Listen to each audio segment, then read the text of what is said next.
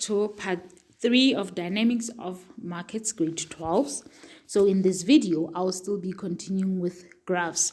On the previous video, I did the demand curve for an individual producer, and now we are for the market, and now we are doing the demand curve for the individual producer. Without wasting any more of your time, let's get into this video. Now, you can be asked in an essay question to use a graph to explain the deviation of demand curve for individual business. It can be an essay questions. Maybe we are talking about perfect markets. Maybe you are told to outline and write about the characteristics of a perfect market, and then after that you will have 10 marks where you have to use a graph to explain the derivation of the demand curve for the individual producer.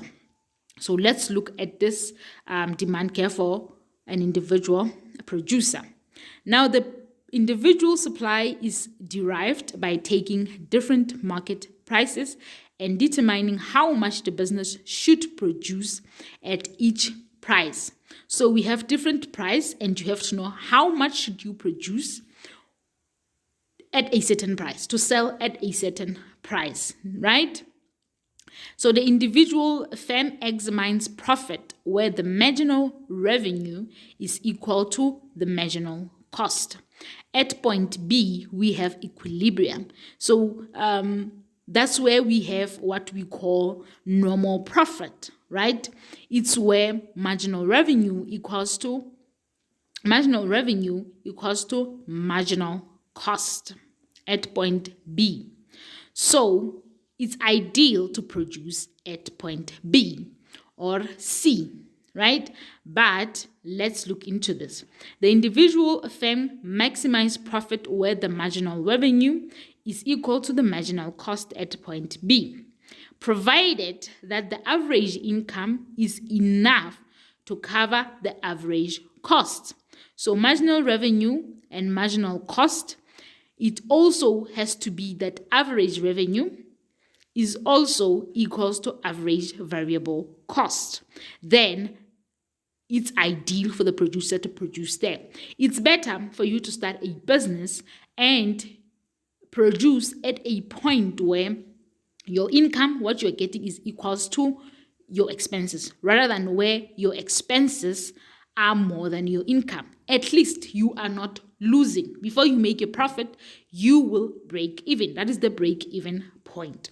Now, average variable cost comprise costs like labor cost, material cost, fuel, and electricity cost. Costs that go up within respective of how many quantities were produced. Under perfect conditions, the producer will produce where marginal revenue equals to marginal cost, or average revenue, which is price, or average revenue equals to price, and it's greater than average variable cost. Thus, we derive that the supply curve of the firm is the section of MC. So, the supply curve of the firm is the section MC, but is ideal to produce at B. At C, we have economic profit. Income exceeds cost, which is where the producer in a perfect market produce on a short term, but in the long run, they produce at B. So the curve above the intersection with the average variable cost. Now, the supply curve, therefore, is ABC on the graph. A, B, and C, that's the supply curve. Yes, at point A, no production will take at price A. The production will take place P1, and then at P2, the average revenue is equals to average variable cost. The firm will consider shutting down at 2. Average revenue equals to average variable cost. The firm will consider shut down, and at P3, the average revenue equals to average cost. So that's the break-even point at B, and at P4, an economic profit will be made because AR is bigger than AC. So the price formation of an individual, a business, perfect competition. The demand curve of a business is perfect. Competition is perfectly elastic. The smallest change in price will cause an infinitely large change in quantity demanded. So that is the price formation of an individual business. You have to study that as well. You can do this activity. Just pause the video and try this activity. I hope you watched the first one as well. And here is the second activity. You can try to find A and B. So these are the solution for activity 4. And these are also the solution for activity 5. Now, to get marginal revenue, which is B, it says it's change in total revenue over change in quantity. So you'll go to total revenue, and in total revenue you'll say 30 in the total revenue column, 30 minus 25. You see, that's where they get those numbers. And then you will say 6 minus 5 as well. 6 minus 5, and that will give you 5 as well. It's 555 in that. Marginal revenue remains the same. Remember, if you watched the video before this one, I explained that. For A, it's 5 times 3, and then you will get the total revenue. You can also do activity 6. With the aid of a graph, analyze the relationship between an individual producer and industry under perfect market, which I did in the previous video and this one. And then you can mark yourself, pause the video, do it, and then come back to mark yourself. Now, here is how that will be marked when you are comparing these two curves with the aid of a graph. And here is the explanation as well. Study that, guys. And let's move. So now we are going to deal with graphs that explain profit maximization using total revenue minus total cost and marginal revenue minus marginal cost curve. You have to know these concepts. Call this concept implicit cost, explicit cost, optimal output, profit maximizing rule, profit, normal profit, economic profit, break-even point, short run, and long run. So make sure you familiarize yourself with that, as they will be very helpful for those question 1 and question 2, where like you have true or false, nay, give one word, match, and all those good stuff. So here we have important notes. You have to know that economic profits do not last long under perfect competition, because more business will be attracted into the same market, and this will result in lower profits. So the following are 2 conditions approach of profit maximization. So the profit maximization rule is these 2 conditions. Total revenue minus total cost approach. That is the first condition and approach. It says when the business produces at the output level where total revenue exceeds total cost. So revenue is more than cost. The curve will be furthest or above the total cost curve, right? So the total when the firm or the producer it's getting economic profit, that line that shows that the total revenue exceeds total curve, total cost curve will be above the total cost curve. So revenue will be above total cost because it exceeds total cost. And how to identify, another one is how to identify the business maximum economic profit. How to identify the business maximum economic profit by identifying the quantity at which total revenue is further above from the total cost. So when the business starts to make a profit, it's where cost is less than revenue. And then marginal revenue, marginal cost approach. Marginal revenue should be greater than marginal cost. When the marginal revenue is less than the marginal cost, the business will reduce its output. So marginal revenue, when marginal revenue is lesser than marginal cost, you're making a loss. So the business is trying so hard to maximize profit. And then how to determine the business optimum output level.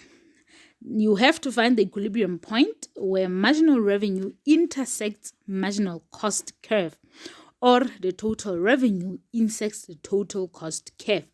With reference to the diagram below, point A is profit maximization because total revenue equals to total cost. You see the point A, where there is profit, total revenue, total cost. And on the right of point A, the blue area, the firm is making a profit because a total revenue is greater than total costs. I hope you understand this, guys. I'm trying to making it as easy as possible. So you can check here, a handy tip, how to draw a graph to show various equilibrium positions. Draw two axes, the vertical line, price, the horizontal quantity. If you know x and y axis, you know. Label the points where the two lines meet. Look at schedule, draw horizontal demand curve. You can read those 10 points. So you can be asked to discuss in detail various equilibrium positions with the aid of graphs, economic loss. Let's look at this graph and its explanation when you're asked to discuss in detail various economic position with the aid of graphs. Economics is not bad, you just have to understand it. All right, let's go to the explanation. The market price is at 3 Rand because profit is maximized at point C. C, revenue equals to cost. So you're able to cover all your costs, salaries, wages, petrol, electricity, everything. You are able to cover your cost, right, with what you sell. And this occurs at a quantity of 20. So maximum profit maximization happens at point C. At output 20, the firm's average revenue per unit of production is 3 Rand. The average cost per unit is 4 Rand, which is higher than the price of 3 Rand. Loss per unit is equals to 1 Rand, and the total economic loss is equals to -1 times 20. So the average cost per unit when it's 4, it's higher. So here at 4, costs are high than revenue. So which means you're making loss at number 4, right? Therefore, the firm has to go to 3 to make what? Profit. Therefore, the firm is making an economic loss per unit of production, which is equals to the difference between 3 and 4. That shaded area is the loss phase. So it's better to produce at 3, to have a price at 3, the cost at 3 than at 4, because at 4 we're making a loss. This is another economic graph. So that one is a loss, this one is about a profit. The market price is at 4 Rand because profit is maximized at point A. Marginal revenue equals to marginal cost equals to price. This occurs at quantity 25. And output 25, the firm's average revenue per unit is produced at 4 Rand. So, at 4, average revenue equals to marginal revenue. At output 25, the firm's average revenue per unit of production is 4. Now, the average cost per unit is 3 Rand, which is lower than the price of 4 Rand. Profit per unit is 1 Rand, and the total economic profit is equals to 1 times 25. So the cost is 4 rand. The revenue at 25, the firm's average revenue per unit of production is 4. And then the average cost per unit is 3 rand, which is lower than the price of 4. So when the marginal, look at the marginal cost curve, and then the average total marginal cost and the average total cost. So here in this graph, the average total cost is above the marginal cost price. And at that line D is where we have average revenue equals to marginal revenue. So it is ideal to produce there. So between 3 and 4, we have economic abnormal profit.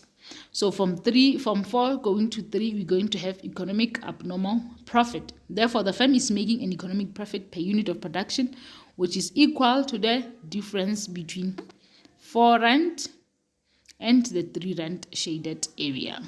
Another explanation method is a total revenue equals to P times Q. Therefore, total revenue is represented by the shaded area, that is total revenue. The total cost equals price times quantity. This is represented by the unshaded below the 3 rand cost of production to the normal profit. And then the difference between the two areas is the economic profit, which is in between.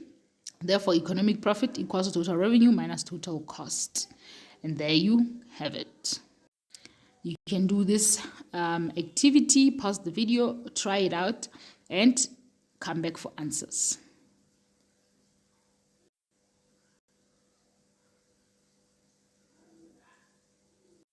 And that activity 9, these are the solutions for the activity 7, 8 that you just did, and the activity 9. Thank you very much for watching, guys. Come back for another video where we'll be doing graphs for imperfect markets.